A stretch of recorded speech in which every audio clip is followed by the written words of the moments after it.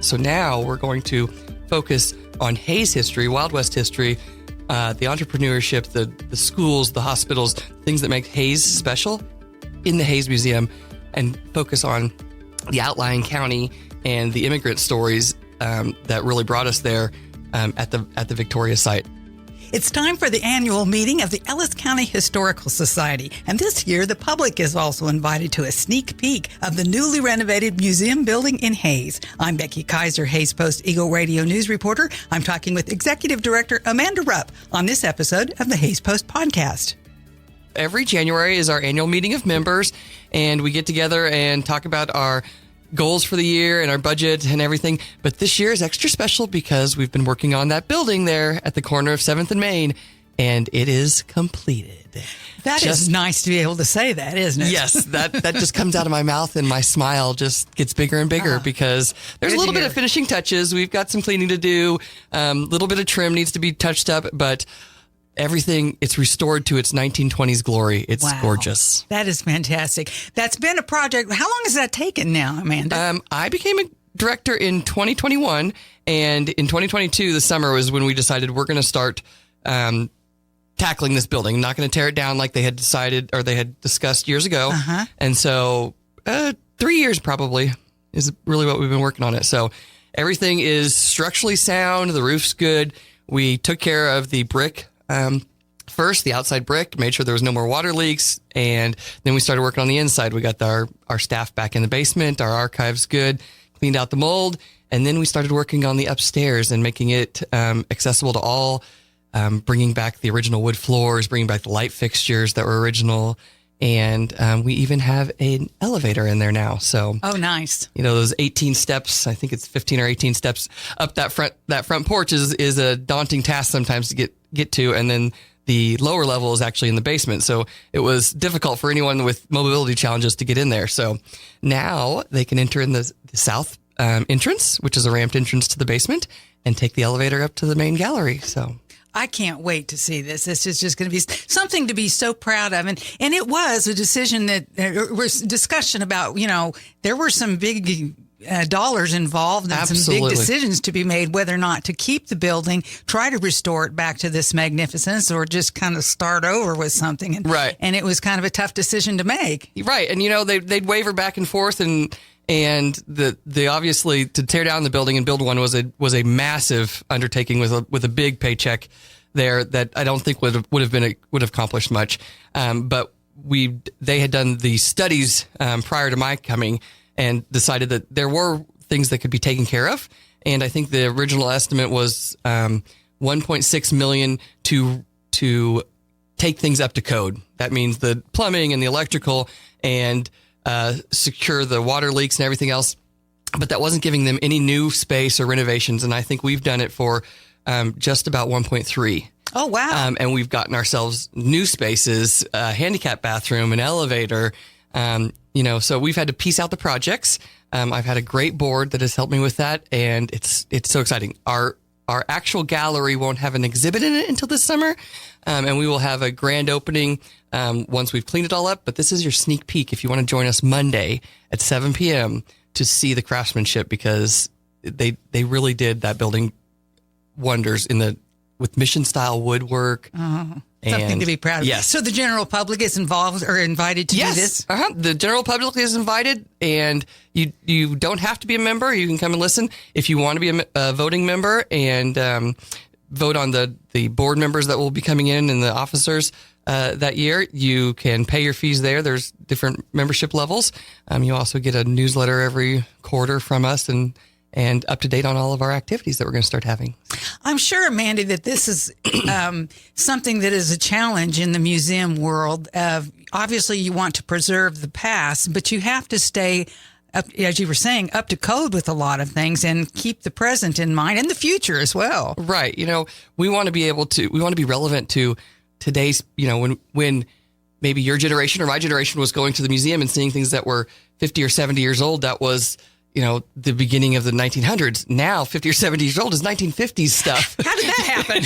So we've got to pivot a little bit and re-go through our collections, because as we all know that they were downstairs, they were in storage for a long time, And some of those things aren't relevant. We have too many copies of some things. So with the addition in Victoria, we've had blessed with the space to do that. So lots of exciting things. How is the addition in Victoria coming along? So we have our storage unit completed, which was the second story over there. And so all of our artifacts that were temporarily housed in the main gallery while we were working on the basement had been moved over there and are in a temperature controlled, gorgeous new area. And we will continue to sort those and put those in our cataloging system as the year comes by. And we have some other stuff still in another building on our campus that needs to go over there. But the main gallery space that would be downstairs in the gift shop and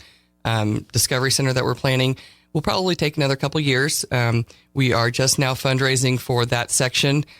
We are pushing some family panels that will give people opportunity to honor their first immigrants to this county and fundraise for us too. So you'll hear more about that later. And there is a specific position that this museum will focus on, specialized areas, if you will. Right. So, the building on 7th and Main is gorgeous.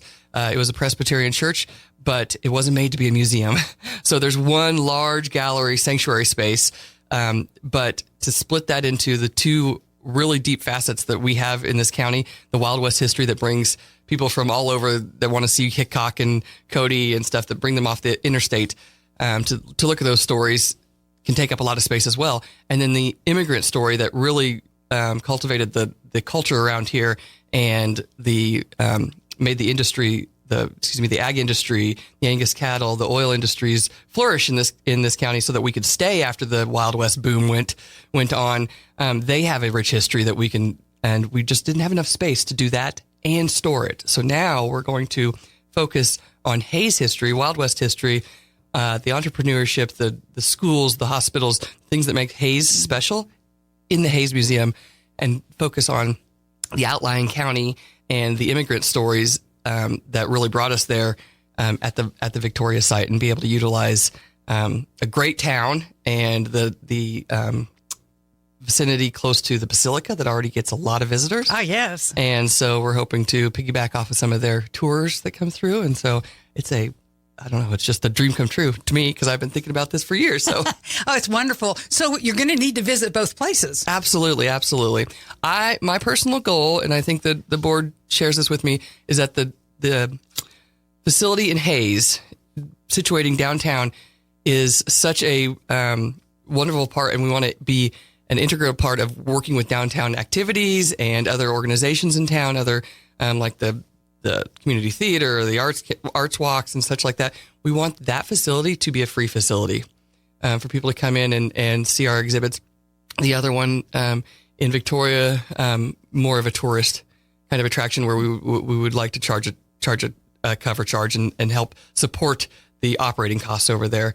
But all that has to be decided, when budget time comes around. So, and that will be some of what the board members and members will be talking about at your annual meeting. Yes. Mm-hmm. So we'll be talking about the budget that we have and how to sustain that and keep it. We have, I've just recently became full-time, I guess you could call it, and we don't have a full-time staff. It's me, the board members, a few hardworking part-time staffers, and we have just made some amazing progress. So I know your board members, part-time staffers do put their hearts and souls into it. You have a lot of volunteers that get involved as well. We do. I call them an army of volunteers, especially that help us with some of our fundraisers, like our Trivia Night fundraiser. We have about 10 or 12 ladies that help us bake 5,000 cookies for Oktoberfest.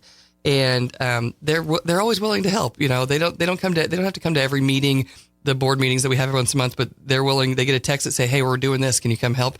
And there they are. They show up, and we need to clean this, or we need to move all these artifacts away so we can work on this. And there they are. So it's wonderful. Do you think it's difficult in this day and age to stay relevant to the younger generation, to have them interested in their family history, the area's history? I don't think it's difficult. I just don't think people focus on it enough. I think there's lots of creative ways to do that. But, old ways are easier to follow, I guess. And, the things that maybe the board members or the community has done before that interest them, they forget that there's a younger generation that, the rotary phone I took that to the Give Fest, where the fifth graders came through and got to give, and they didn't know how to use the rotary phone, so I don't think it's hard. I just think it hasn't been done a lot, or it's time for a shift. And I think I see that a lot through other colleagues in Kansas that I talk to too. So, and I assume you're always looking for new volunteers. Absolutely. We have college students, we have high school students, all the way up to some 70-year-olds. I mean, we put out a newsletter every quarter, and those all need to be folded. 200 and some of them need to be folded. Those kinds of things. There's something for everyone to do. Well, let's talk about, you mentioned Trivia Night coming up, and that'll be a fundraiser that will be held in March. And I've not been, but I've heard tremendous things about how much fun this is. We wanted a fundraiser, an annual fundraiser that wasn't the norm. There's a lot of banquets around town. There's a lot of silent auctions and things like that.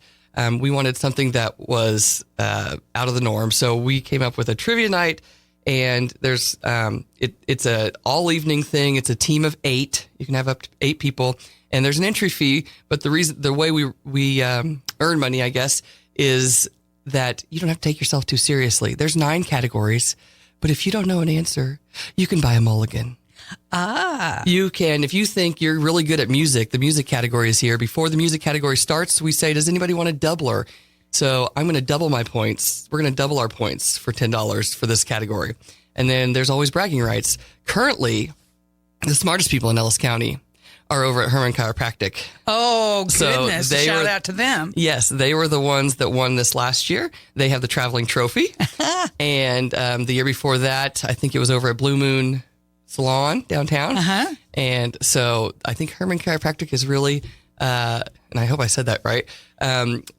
They are already. They heard the ad on the radio and got our little flyer, and they are already gearing up to defend their title. Yes, defend that title. And then we also last year we started because we wanted it to be fun as well. Yes, you buy your points, but it got really heated. It was down to the last couple of points between 2 different teams and the last question. But we also have a category where we take away like at the end of the night we count up all the points, but we also take away all the mulligans and see who had the most points naturally. And they are the big brain winners. And those winners last year was a team of Hayes High teachers. Oh, so, excellent. Yeah. So are the trivia questions, are they related to Ellis County history?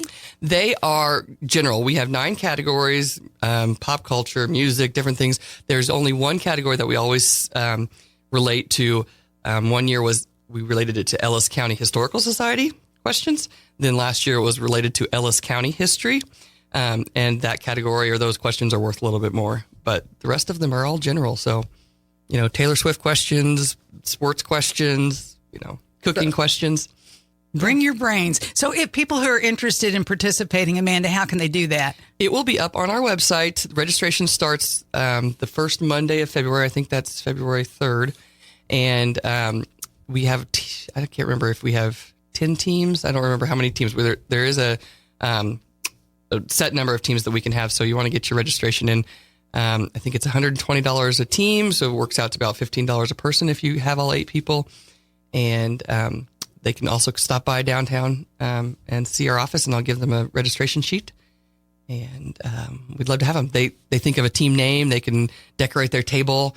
And it's a fun night. Don't take yourself too seriously. That sounds great. And the annual meeting, do people need to sign up for that or pre-register or anything? Nope. Just come on down. It starts at 7. You can come down. You can go up the grand staircase in the front, or you can join us through the back door on the south side, and we'll let you ride our new fancy elevator upstairs, and we'll have snacks and drinks, and we'll have a nice night. Everybody gets a little sneak peek.